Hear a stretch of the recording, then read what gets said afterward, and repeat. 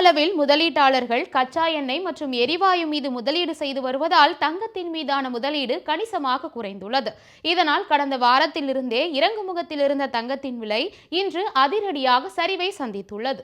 சென்னையில் இன்று 22 கேரட் ஆபரண தங்கத்தின் விலை சவரனுக்கு 5360 ரூபாய் குறைந்து ஒரு சவரன் தங்கம் 1,03,600 ரூபாய்க்கு விற்பனையாகிறது.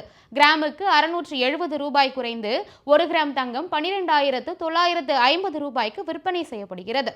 தங்கத்தை தொடர்ந்து வெள்ளியின் விலையும் இன்று சற்றே குறைந்துள்ளது.